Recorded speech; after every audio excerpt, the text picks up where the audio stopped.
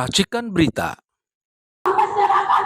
Dan jangan lupa dan tontonan ini, tayangan kami ini, ya. Itu adalah perwakilan mahasiswa. Angkut kerumunan keluarga, ABRI dan polisi ikut-ikutan menendang. Bisa di sini masih kosong, mungkin bisa maju kembali teman-teman. Ini adalah suasana kampus. Yang sedang terjadi saat ini. Hidup mahasiswa, Negara. hidup perempuan Kampus itu Indonesia. dia harus bersuara yang sebagai kaum intelektual harus menikmati kebebasan akademik, kebebasan intelektual, karena mereka adalah anggota dari masyarakat ilmiah. Untuk rakyat Tugasnya tidak lain, hidup mahasiswa. kebenaran ilmiah. Jika melihat di depan matanya dan ada masalah, teman-teman harus bersuara.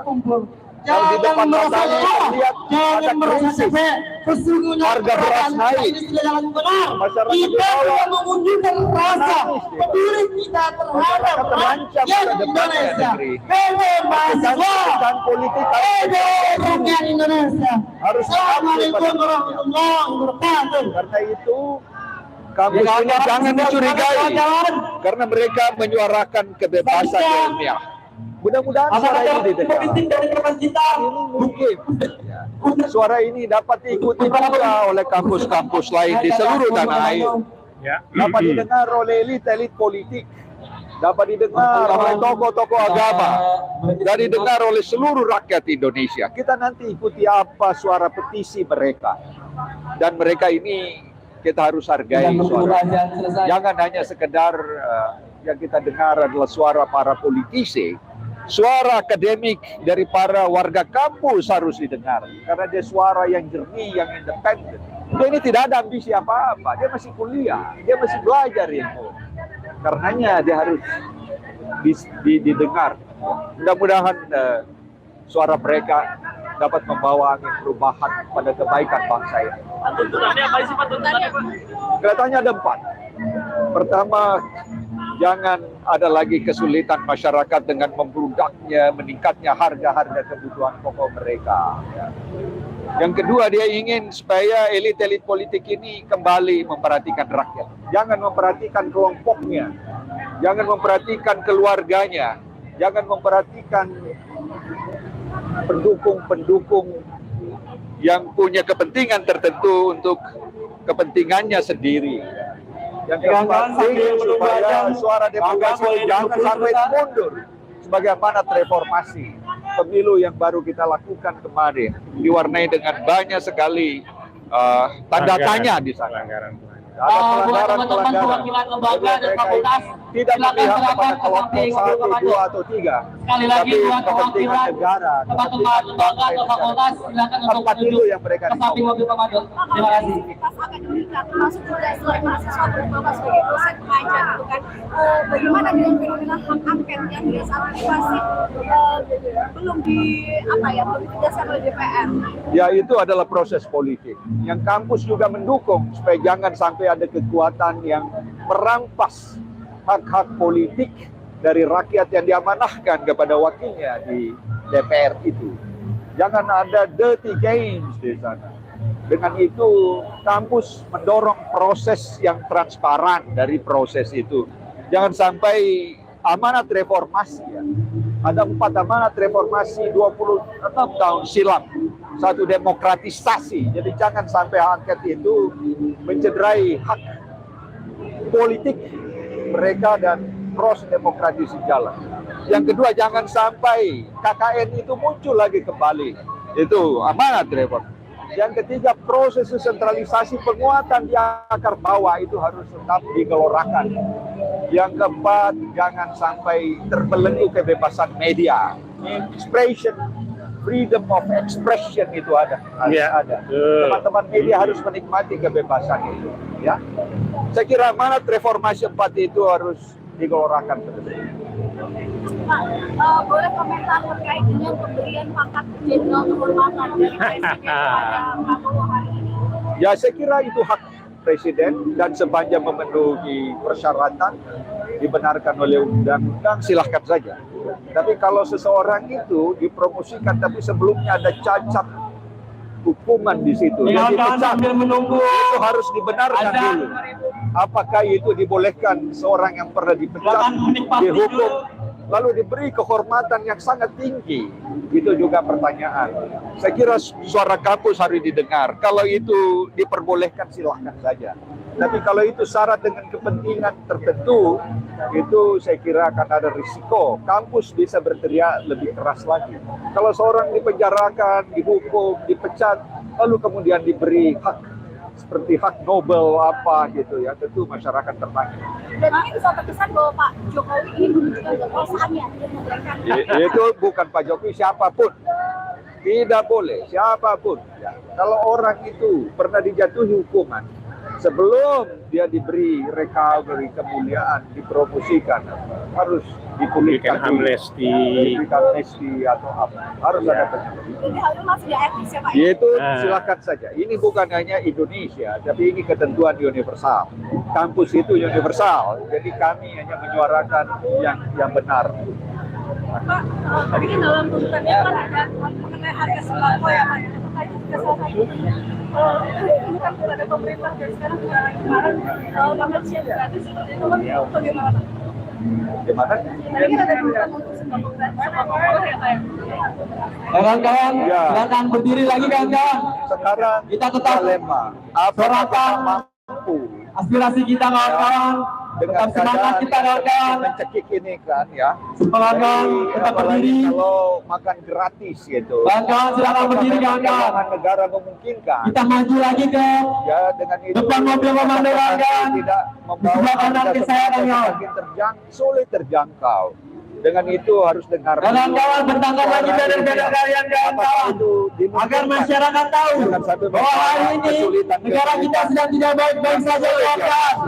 Bahwa hari ini demokrasi kita telah dipegang kawan-kawan oleh kepentingan elit. Pertama, aksi ini bukan aksi politis, tapi aksi tentang bagaimana kondisi negara yang sedang menghadapi berbagai persoalan yang sangat serius. Aksi bagaimana menyelamatkan republik dari demokrasi yang rusak, dari ekonomi yang memburuk, dari harga sembako yang makin naik, dari harga listrik yang makin naik, dan dari pelanggaran HAM yang tidak pernah dituntaskan, dan muncul banyak pelanggaran HAM baru. Jadi ini urusan republik, ini urusan negara, bukan urusan capres-capres.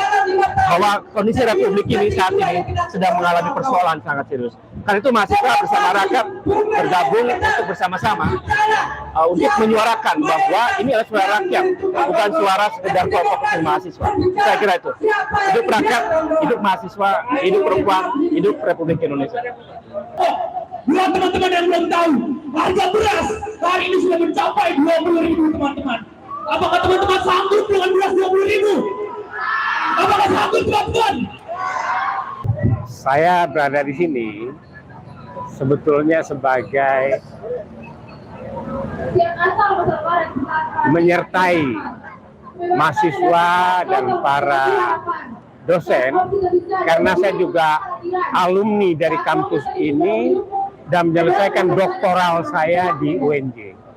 Nah, pertanyaan tadi mengenai masalah tuntutan menurunkan harga kebutuhan bahan pokok, ini seharusnya sudah merupakan tanggung jawab yang bersinambungan daripada satu pemerintahan. Nah, sedangkan dewasa ini, pangan, khususnya beras, menjadi bagian daripada permainan politik rezim, yaitu dengan memanfaatkan bansos, kemudian ada lagi pemikiran-pemikiran untuk impor beras. Nah, sedangkan menurut pakar dari IPB yang ahli pertanian mengkarai bahwa sebetulnya stok beras kita itu masih besar. Jadi kenapa kok impor gitu? Nah, sehingga barangkali kelangkaan beras dan naiknya beras itu salah satu trik untuk memungkinkan untuk impor beras. Nah, jadi inilah kelakuan ini sudah berlangsung lama, waktu Enggar pun menteri itu melakukan. Nah, itu kalau dari segi pangan khususnya beras, tentu tuntutan ini harus segera. Kalau tidak, rakyat lapar, mereka akan bergerak. dan kampus itu akan menjadi perhatian masyarakat. Gitu. Lalu dengan mahasiswa juga berharap akan memasukkan Jokowi bagaimana, Prof? Ini pemakzulan itu kan ada rutenya. Kalau menurut konstitusi, apabila angket menemukan sesuatu dari hasil angket dilanjutkan kepada interpelasi, maka dengan data yang cukup disampaikan. Dan untuk itu kan diajukan ke MK. Nah, MK ditengarai ini akan menghambat. Tapi saya melihat ini mungkin saja, karena kan pamannya sudah tidak berada di sana. Jadi impeachment atau pemakzulan itu suatu yang niscaya untuk bisa dilakukan. Tapi tuntutan pelanggaran-pelanggaran sebagai penyebab angket itu tadi, ini akan bisa berjalan terus. Dan ini akan menggelinding tiada henti. Dan di mana-mana gerakan ini sudah sangat masif dan terstruktur masif. Karena apa? Setiap perguruan tinggi dia punya jaringan. Kemudian para dosen-dosen dan guru besar juga punya asosiasi. Nah, jadi untuk itu kasiogianya ya, rezim ya harus melihatlah kondisi yang sekarang ini. Seperti yang dikatakan ya oleh Surya Paloh, semut pun kalau diinjak ini mereka akan menggigit. Nah, jadi hal tersebut ya, jalur hukum dilakukan, impeachment dilakukan, pemakzulan, semua ini bergerak secara paralel. Lalu hak angket itu bagaimana? Itu, Prof. Hak angket. Ya, kalau hak angket itu kan begini, ada dua fraksi yang berbeda, kemudian ada 25 anggota dewan itu membubuhkan tanda tangannya, itu sudah dimungkinkan, kemudian dibawa ke paripurna. Kalau di paripurna itu sudah memungkinkan 50% tambah 1, itu sudah bisa jalan. Dan untuk itu jumlah koalisi perubahan saja sudah melebihi. Apalagi kalau ada grassroots yang diam-diam memberikan dukungannya waktu di paripurnanya, begitu. Insya Allah jalan. Insya Allah jalan, insya Allah. Ya sebab TD Hasanuddin sudah menjelaskan sedemikian rupa. Tapi kalau Tono Mulia Lubis mengatakan Bu Mega masih ingin terbatas sama angket saja, tidak termasuk atau belum termasuk pemakzulan. Ya. Hidup bangsa Indonesia. Gagal hari ini kita berusaha. Yang menjadi tuntutan kami sebagai mahasiswa itu merupakan fenomena dalam sejarah yang sedang terjadi di Indonesia sekarang. Yang pertama adalah mengenai harga beras yang sedang naik.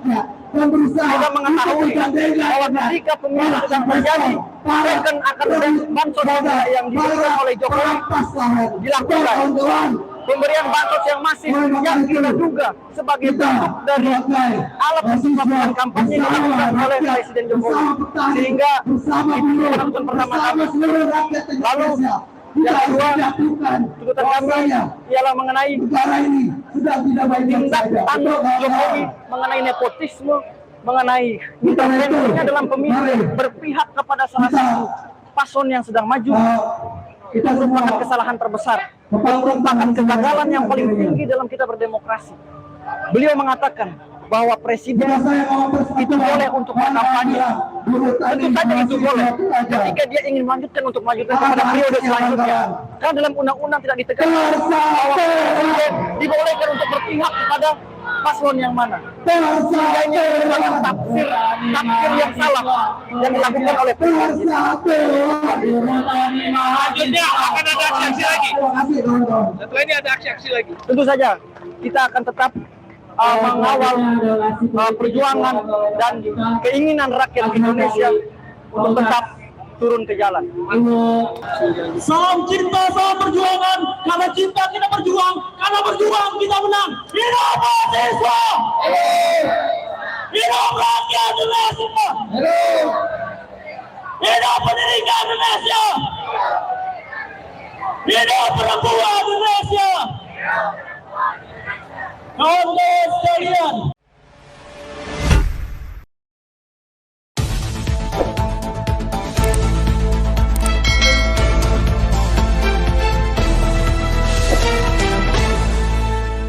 Racikan Berita